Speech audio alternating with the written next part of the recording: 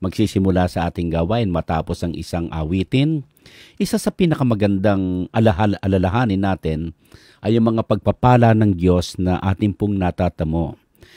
Hindi ko alam kung ano ang iyong response pagka ang isang tao ay binigyan mo ng isang mahalagang bagay sa iyo, pagkatapos ay wala ka malang narinig ng anuman like salamat po.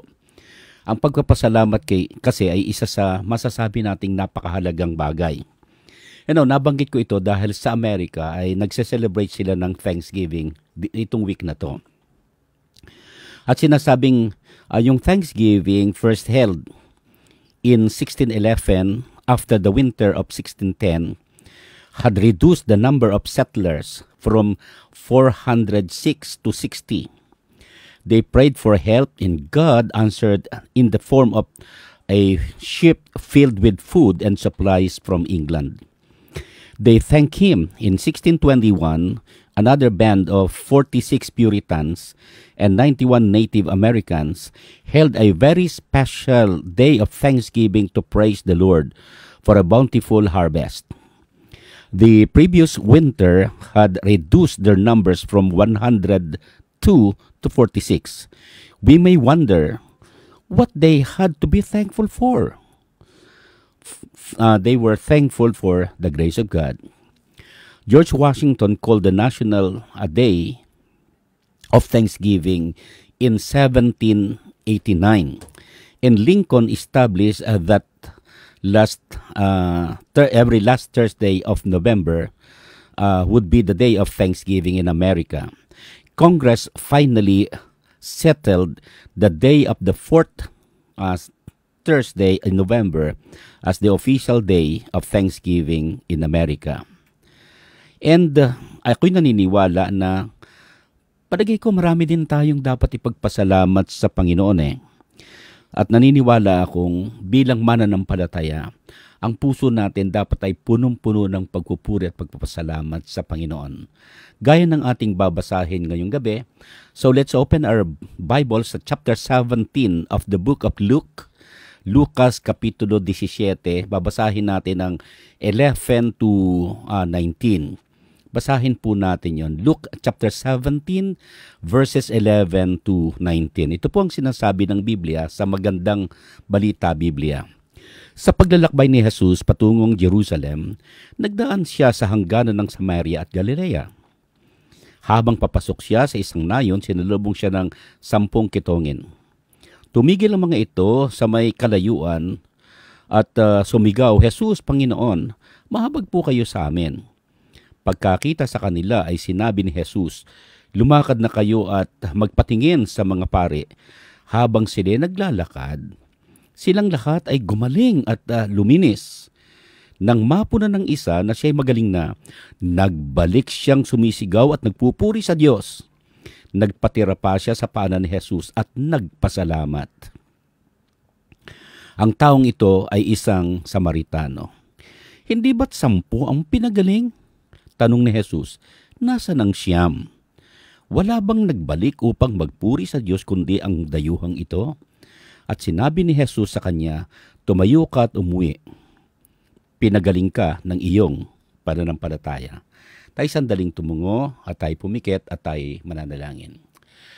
Aming dakilang Panginoon, maraming salamat po sa aming pagkakataong iyong ibinigay upang magbasa ng iyong salita, mag-aral nito, at higit sa lahat, Panginoon, ay mag-join together ang aming mga hearts, ang aming mind, at ang aming spirit to lift our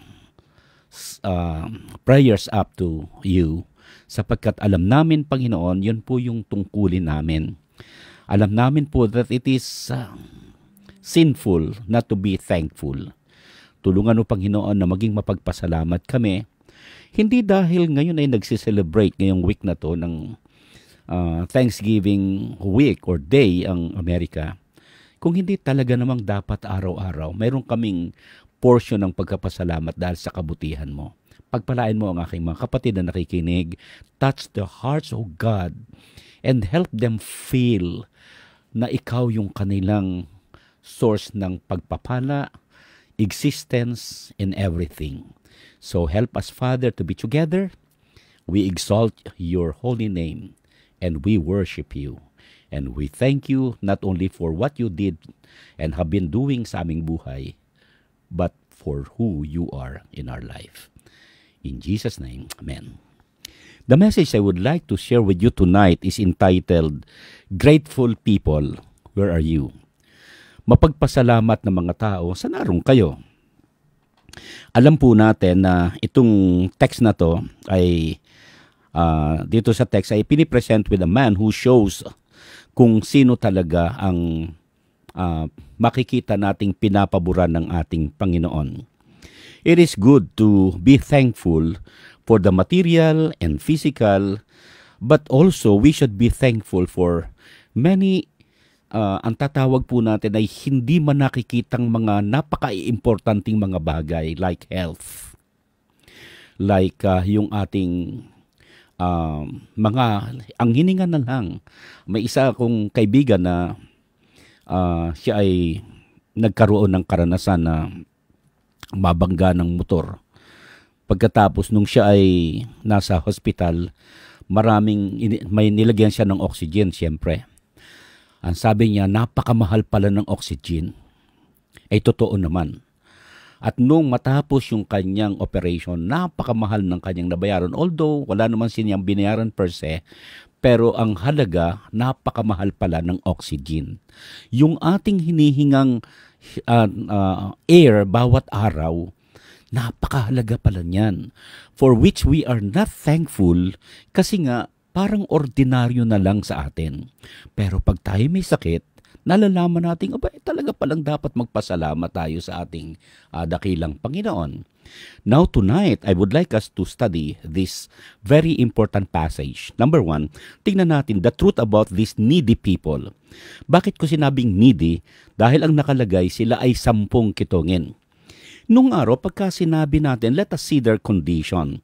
Leprosy, according to Leviticus chapter 13, verse 3, sila ay, ito po'y lumalalim at alam natin kung ano yung sinasabi ng Biblia patungkol dito. At ito ay kumakain kasi ng laman. Kinakain ito yung laman ng tao at yung hindi mo masyado sigurong halata sa labas, pero maya-maya malalaglag na lang yung laman kasama na yung balat. Kaya napakatindi nito. At ito hindi ito napakadaling tanggapin dahil mabaho to, masangsang ang amoy nito. So yun ang kondisyon nila. Pinakikitang deeper than skin ito. At sa Romans chapter 3 verse 23, ito po ay nagsisimulang nagpapahayag na ito rin pala ay kagaya ng itinutulad ng Biblia sa kasalanan. It spreads, lumalawak ito.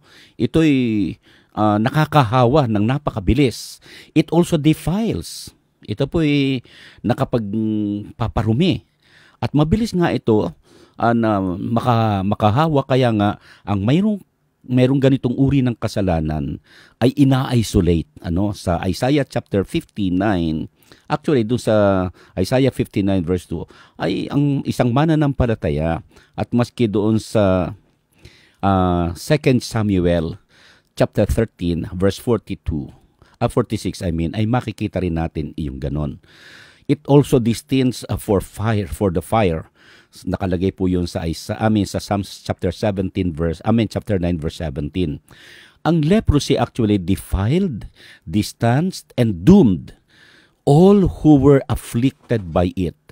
Siguradong ikaw ay masisiklod. Kawawang-kawawa, may sakit ka na, nakaisa ka, kinakailang layuan ka ng mga tao. It is a clear picture of sin and its effect on humanity. Huwag nating kalimutan na itong istorya na to ay magkakasama yung siyam na Hudyo at isang Samaritano. Made equal in their affliction. Pare-pareho lang sila. Whether ikaw ay may pinag-aralan, whether na ikaw ay wala, whether ikaw lalaki o babae, walang iginagalang ang uri ng sakit na ito. Sin is a great leveler. Ang tanong ay, kumusta tayo? Anong kalagayan? If it is likened unto sin, Wala hong sino mang tao rito na hindi nagkasala sapagkat sinabi ng Biblia, all have sinned and fall short of the glory of God. So makikita natin na ito'y leveler. Walang sino mang tao magsasabing ako ay hindi nagkasala. So the truth about these needy people, pangalawa, not only their condition ang ating pag-aral, but their cry. Ano yung kanilang sigaw? Ang sabi rito sa ating pinag-aralan ay ganito, tumigil ang mga ito sa may kalayuan at sumigaw. That's in verse 13, sumigaw, that's a cry. Jesus, Panginoon, mahabag po kayo sa akin. Sa amin, yun ang binanggit niya. Ano yung kanilang cry? Had heard about him somewhere at alam natin na sila'y sumigaw. At ang kanilang sigaw, they cried out in faith na sinasabi, Master, Chief Commander, yun ang ibig sabihin nun. They recognized His power and His authority to heal. Yun ang ibig. Siguro may napakinggan na sila sa Panginoong Kristo in the past of something like nagpapagaling ito. So nang ang Panginoong Kristo dumaraan sa kanilang, malapit sa kanila, sumigaw sila. And they did what the sinners needs to do also. Cried out to Jesus Christ, and He is the only one who has the power to deliver the lost person from his sin. At alam po natin naman sa Panginoon Kristo, nakalagay sa Matthew 11:28, Come to me, all you that are labor and are heavy laden, and I will give you rest. Kung makikita natin na ang kondisyon nila ay ganun katindi, isolated, they are distanced, they were defiled, and they were doomed, talagang kahabag-habag ang kanilang kalagayan. So much so that when there was opportunity, tandaan natin, palagay ko hindi ito nagkataong dumaan ng Panginoon Hindi ito nagkataon. Sinadya ng Panginoon ito. Mantakin mo, dumaan siya sa malapit doon. Itong gusto kong sabihin sa inyo. Ang isang tao, anuman ang kalagayan natin, in fact, kahit anong lalim ng ating sugat ng anumang kasalanan o dili naman kaya ay ang tawag natin dito ay yung leprosy, kayang-kayang sagutin ng ating Panginoon. And I believe, kaya siya dumaan doon. He would like to show that yung kanyang sinasabing siya'y pumunta rito upang siya at patunayan niya that He is, ang sabi, tagapagligtas ng sanlibutan. In fact, the name Jesus means Savior. Second, pag-aralan natin yung the tremendous compassion from Jesus Christ. That is in verse 14. At ang sabi sa verse 14 ay ganito, pagkakita ni Jesus sa kanila ay sinabi niya, lumakad na kayo at magpatingin sa mga pari. Habang sila naglalakad, silang lahat ay gumaling at luminis. Mantakin nyo, hindi na kinailangan kung ano paman. Ang salita ng Panginoon ay sapat, sapagkat ang Panginoon, word pa lang niya ay may power na. At yun yung ating pinangahawakan. Even yung mga promises niya, kung ang kanyang word ay may power, promises pa kaya niya? So, ang ganda, makikita natin yung tremendous compassion. Under the law kasi, they deserve nothing. Yung mga ganon, talagang inihihiwalay and they are doomed. Sila po ay hinahayaan na lang na one of these days ay mamatay, andun lang. Walang nagtumitingin sa kanila, wala kasing natutuklasan pang gamot during that time. And they were all under a death warrant. And Jesus owed them nothing, tandaan natin. But when they met Jesus Christ, they met amazing grace. Yan ang ating nakikita. Una, doon sa tremendous compassion ng ating Panginoon ay ganito. Tingnan yung kanyang perception. He saw far more than their outward condition. He saw the deepest need of their hearts. Alam mo, pag tayo tumitingin sa tao, masyadong mababaw kung panlabas lang ang ating nakikita sa kanila. He wanted to do more than healing their bodies.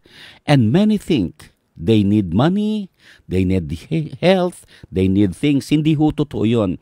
Jesus knows na mas kailangan nila hindi lamang yung physical na paglilinis, kung hindi yung kanilang kaligtasan. He sees also each one of us sa ating kalagayan. I do not know really ang inyong kalagayan kung saan naroon kayo sa kasalukuyan. I don't know kung ang iyong spiritual condition ay mababaw o malalim. I don't know.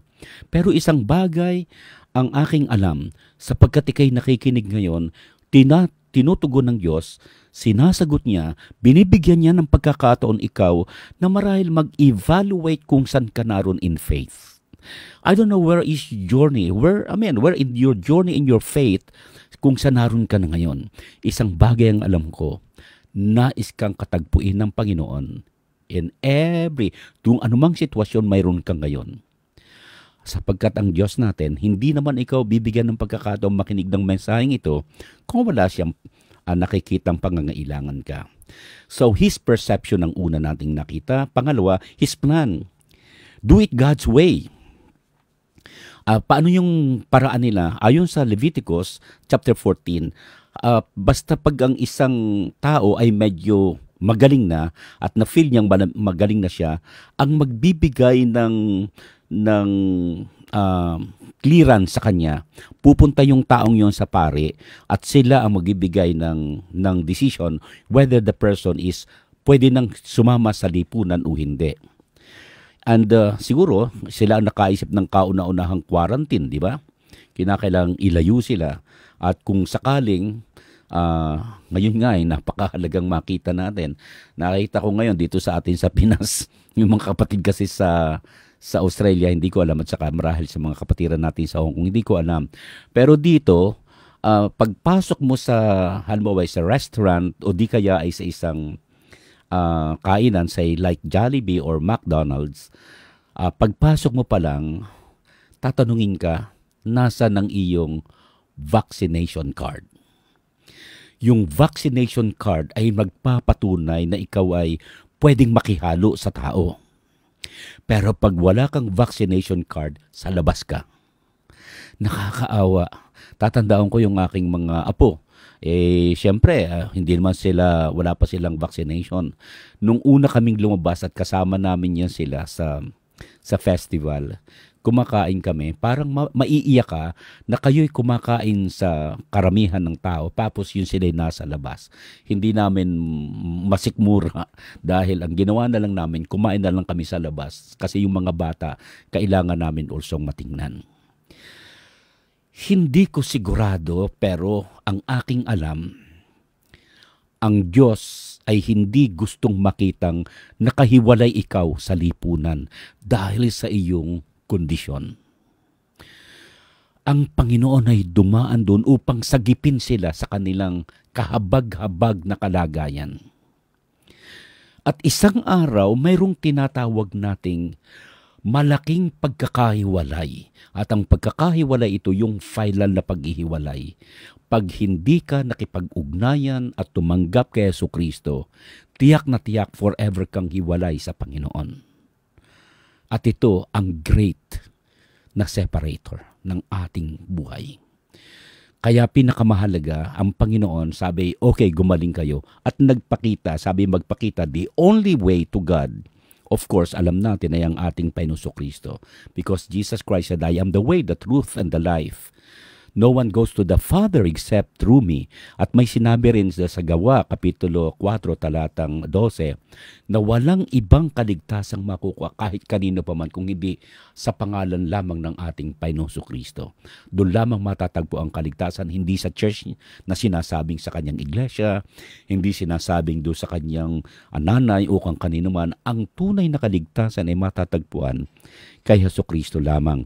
At ang plano is to do it God's way. God's way is for you and me to bow and call upon the name of the Lord Jesus Christ. At kagaya nito, nang lumapit sila, wala naman sila, hindi naman kinakailangan napakaraming seremonyas eh. Ang sabi, humayo kayo at magpatingin kayo sa mga pari because they were the ones, sila lang ang binigyan ng karapatan na mag-declare na sila ay malinis na o hindi. Having seen His perception, His plan, tingnan natin yung kanyang power. As soon as they turn and obey the Lord's command, pagkasabi nila ni Jesus Christ na humayo kayo, magpatingin kayo, they did that. They did just like that. And they were healed instantly. Nun din. Every sign of disease disappeared from their bodies. Nawala lahat yun. That is what Jesus Christ does also for those who will come to Him in faith. Yung lahat ng ating mga nagawang kasalanan in the past were forgiven by the Lord Jesus Christ. In fact, sa 2 Corinthians chapter 5 verse 21, He imputed His righteousness.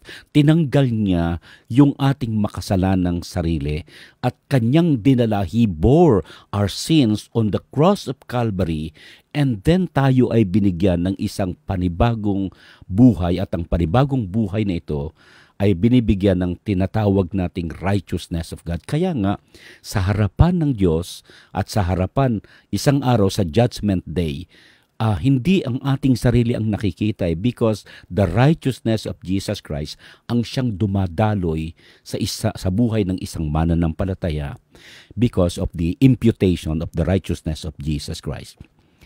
Meeting Jesus is yung kanyang standard na sabi, humayo kayo. Alam yung pinakamahalaga doon, yung pagkarinig ng salita ng Panginoon na humayo kami magpatingin, sumunod sila kaagad eh. Tandaan nyo, ang salita ng Diyos, hindi yan pinagdududahan. Kaya pag sinabi niya na kayo ay gumaling, pag sinabing kayo'y ligtas, huwag na tayong magduda pa. At kung ano-ano pang mga human approaches and humanistic approaches dun sa ating mga query na parang gusto nating isatisfy.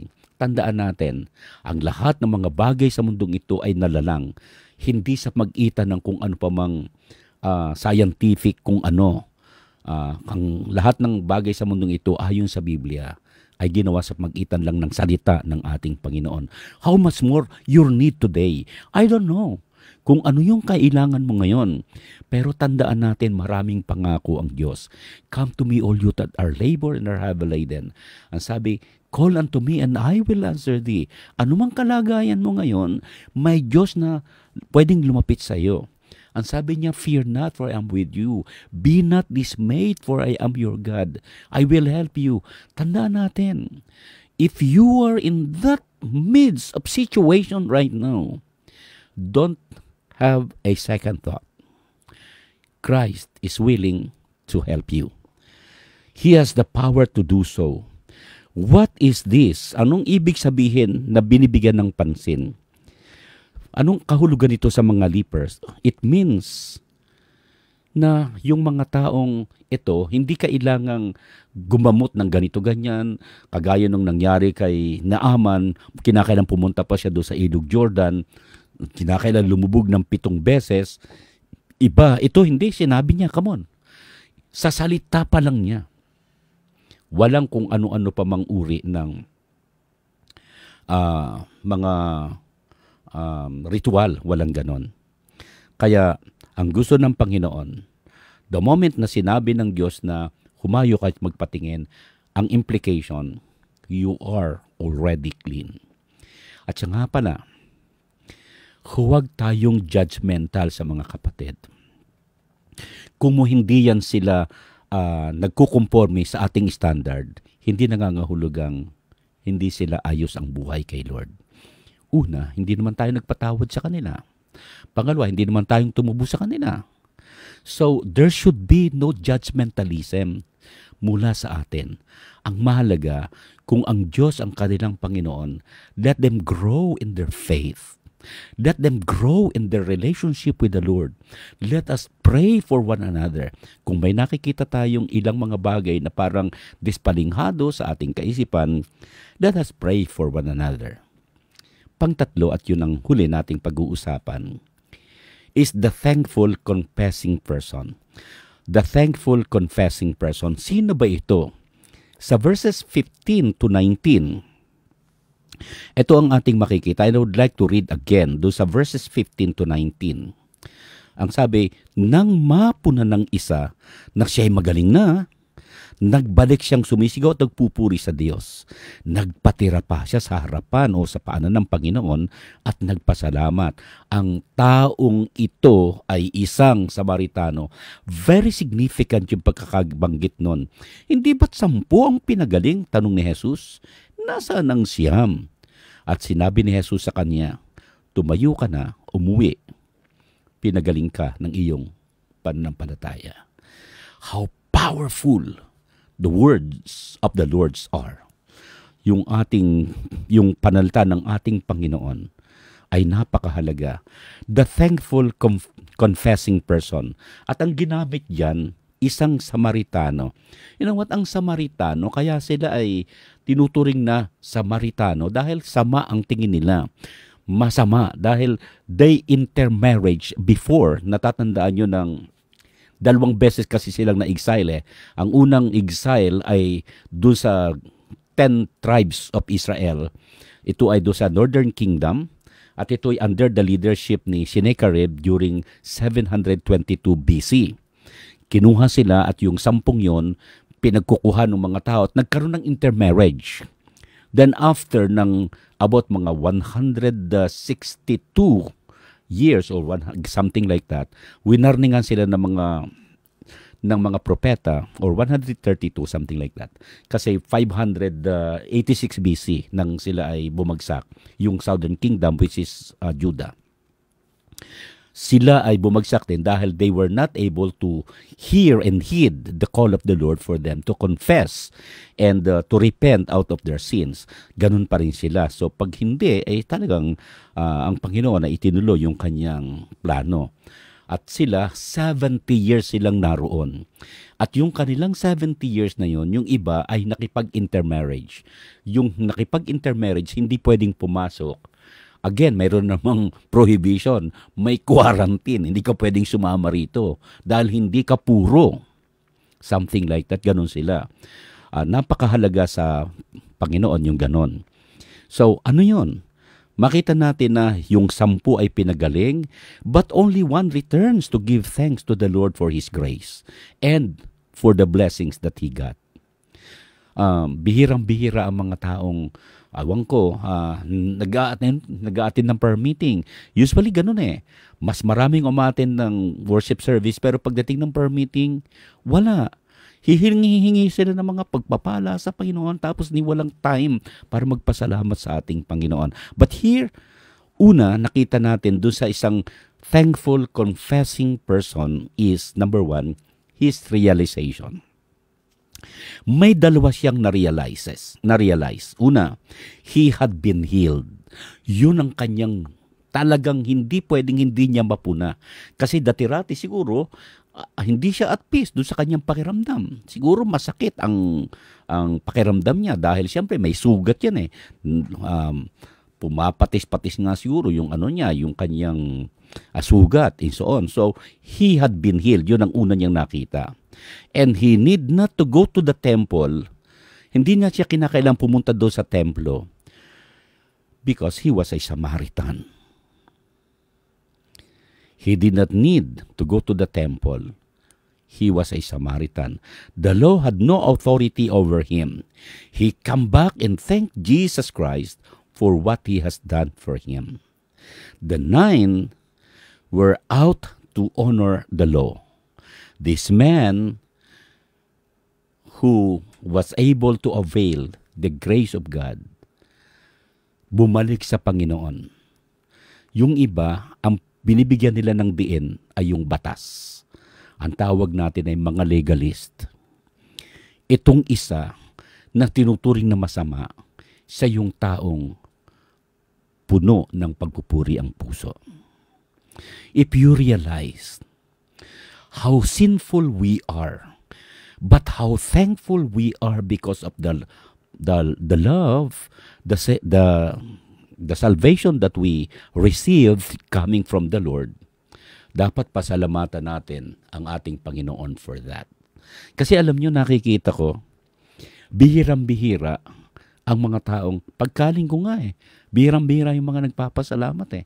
Parang bang nakakahiyang sabihin yung mga dapat ipagpasalamat. Para sa kanila siguro, insignificant yung ginawa ng Panginoon. Ang sabi ko nga sa inyo kanina, yung hininga mo pa lang, na hindi mo binayaran. Abay, yung ating pag ikay napunta sa hospital at nagkaroon ka ng oxygen, napakamahal eh. Ewan ko, siguro naman ma-realize natin kung gaano ka-valuable yung iyo palang existence. Bilangin mo kung gaano karaming araw na ikay nabubuhay. Ganito ang iyong makikita. Bibilangin mo kung gaano karami ang araw sa isang taon. At yun ang oras at panahon na ikaw ay binuhay ng Diyos. I-multiply mo yon kung gaano karaming edad mo ngayon. Saka mo malalaman kung gaano nakalayo ang tinatakbo ng pagpapala ng Diyos sa atin na pagkaminsan nalilimutan natin. Realization. Siguro magkaroon din tayo ng realization. Hindi tayo dapat hindi tayo dapat nagsi-second thought kung tayo ay dapat magsi-celebrate ng birthday. Okay, igalang natin yung opinion ng iba. Ako, bakit tayo dapat nagpapasalamat sa birthday? Hindi dahil sa taon, kung hindi doon sa nagbigay ng another year added to your life. Those are 365 and 1/4 days na ikaw ay libre. Yung iyong hininga, yung oxygen mo, yung lakas na kailangan mo. Alam nyo, magkaroon tayo ng self-realization. Makita natin kung gaano ka-valuable ang Lord sa atin, na sometimes hindi natin nakikita kung gaano kamahal, ka-importante ang Diyos sa atin. Sometimes we were taking for granted the value of God sa buhay natin. Not only the realization, but His rejoicing.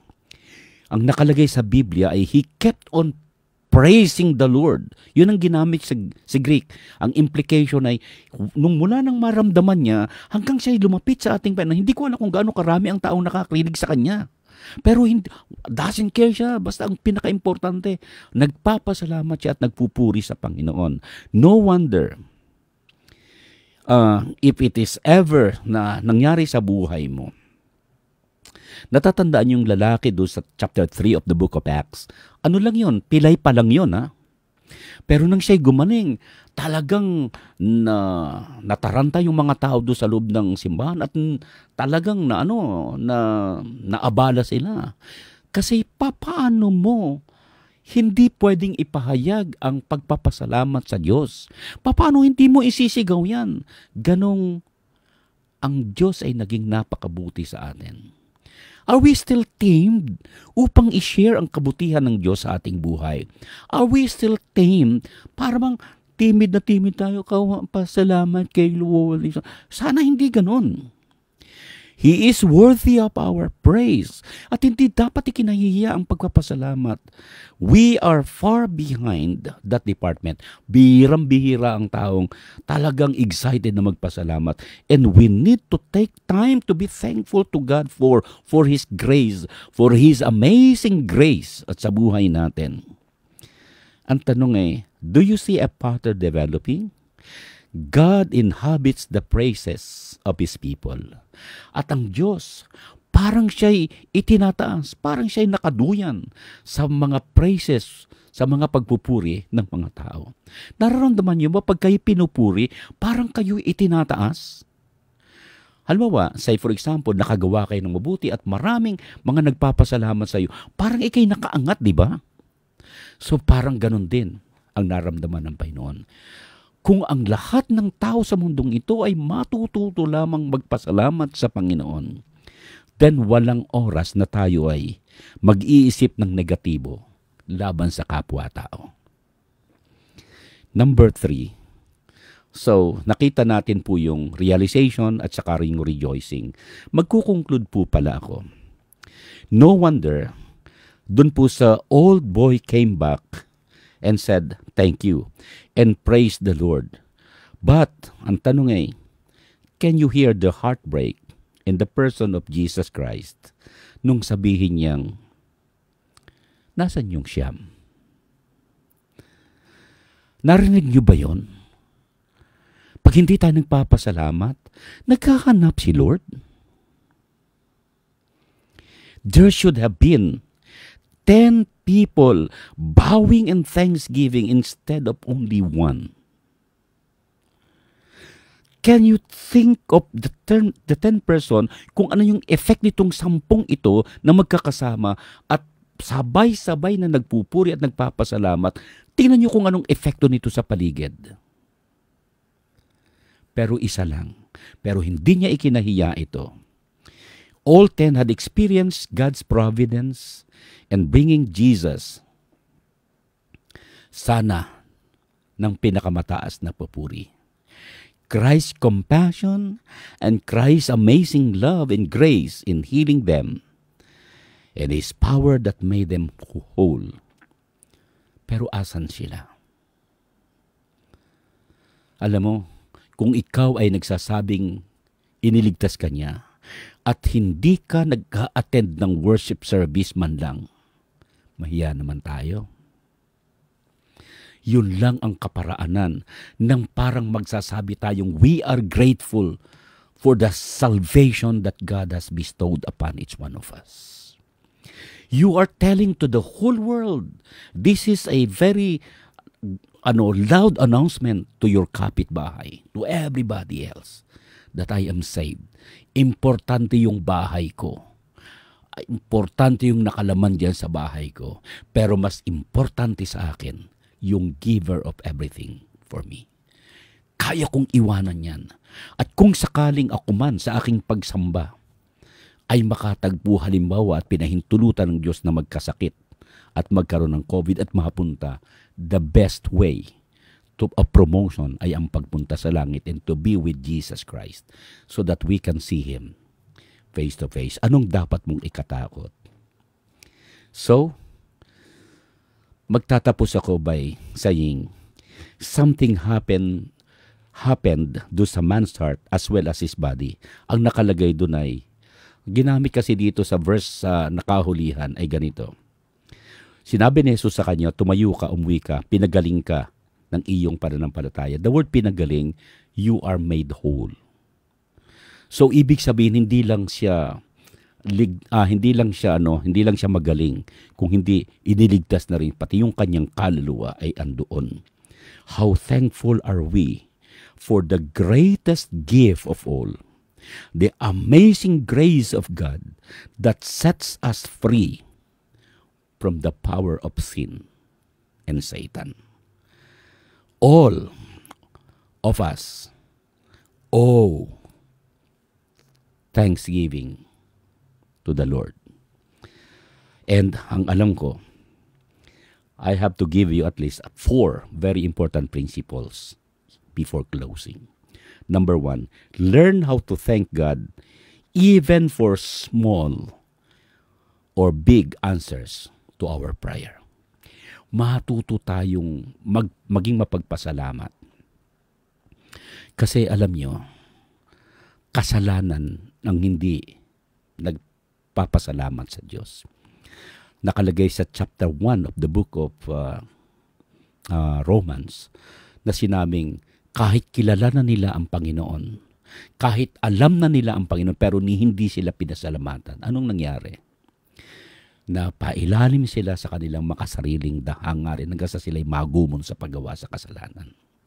Christians, nagsasabi tayo na thank you, Lord, upang ipaalam na hindi tayo ang may gawa kung bakit tayo nag-i-exist ngayon.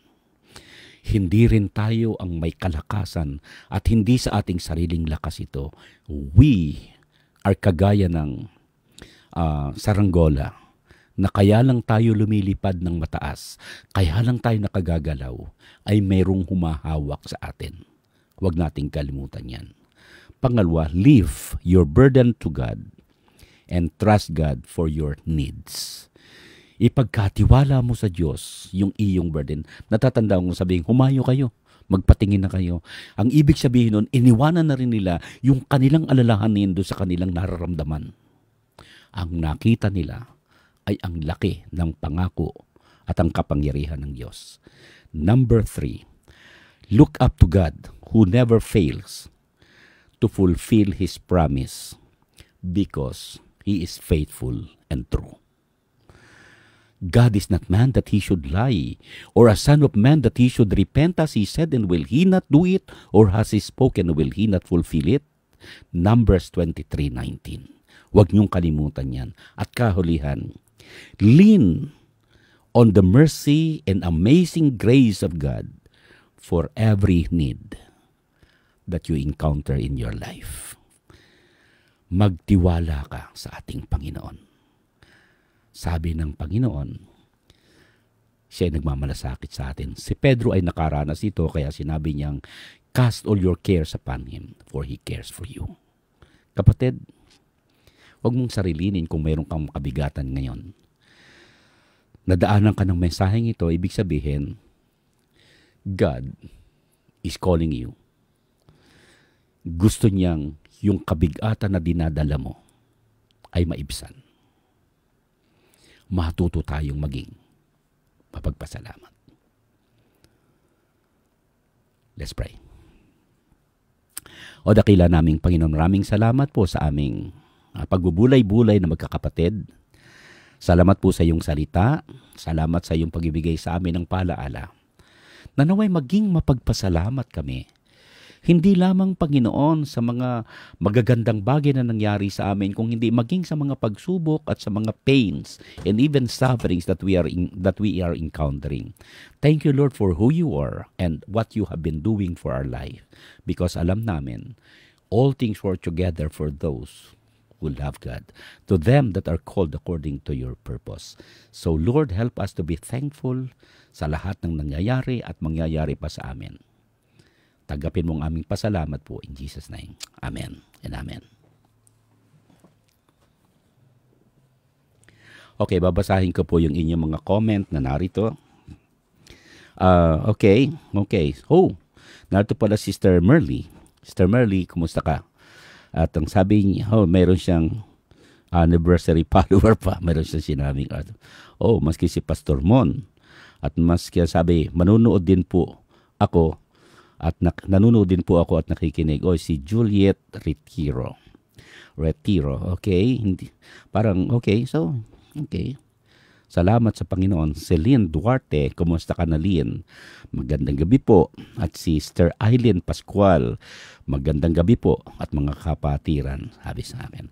Sister Imelda, ang nagsabi, Crisostomo, sabi, good evening, Pastor, at ganoon din po sa mga kapatiran at higit sa lahat ng ating Panginoon. Si CJ Gostilo, magandang gabi po, Pastor. Gandang gabi rin sa iyo. Si Brother Larry, good evening, Pastor, at sa lahat ng mga kapatiran.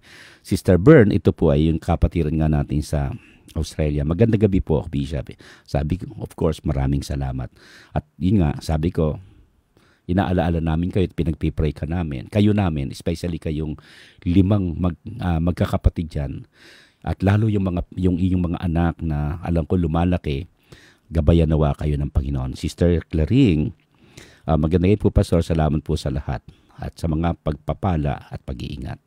Si Ate Delia, salamat. Good evening, Pastor Eloy, at sa mga lahat ng mga kapatiran sa GCCP. Ganon din sa iyo. Good evening po, Bishop Eloy, and to everyone. Ayon kay Sister Julie Irinco. And of course, Sister Nona, hello, Jen. Sabi niya, hello, Sister Jen. At si Sister Teng, taga Moywo. Salamat, kapatid. At kumusta lang kay Brother Louie. Sister Nona, good evening, Pastor. And kay Sister, nakalagay dito, top fan. Sister Bless Samson, good evening po. At Sister Jen, ang sabi, good evening everyone from Daet, Camarines Norte. And of course, si Brother Jason, good evening po, Pastor, at sa lahat. Shalom. Si friend, Sister Violi, good evening.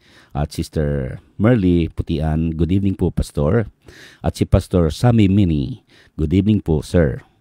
At si Nika Inocencio Orias Napuli, Oh, parang first time ko siya. Pero yung salitang Urias, palagay ko may ugnayan ito kay Brother Jason. And of course, si Aljon Kayanan. Okay, good evening po, Pastor. At si Brother Louie. Maraming salamat. Okay. So, wala tayong nakitang mga, anong tawag dito, prayer request man lang. So, gusto kong pasalamatan ng Panginoon sa inyong, meron nga pa na nakalagay dito, si Pepay Habulin. Merong nakalagay dito at ang sinabi niya, to God be the glory for everything. So maraming salamat po sa inyong lahat dyan na nakikinig at nawa ay patuloy tayong pagpalain ng ating Panginoon. Magko-close po tayo dahil wala akong narinig na prayer request. So mukhang nasa mabuti kayong kalagayan, mukhang panay tayong pagkapasalamat. Bago ako mag-close ay magkaroon man lang kayo ng, sana bago man lang tayo matulog ay magkaroon tayo ng pagpapasalamat sa ating Panginoon. Let's go and close us in prayer.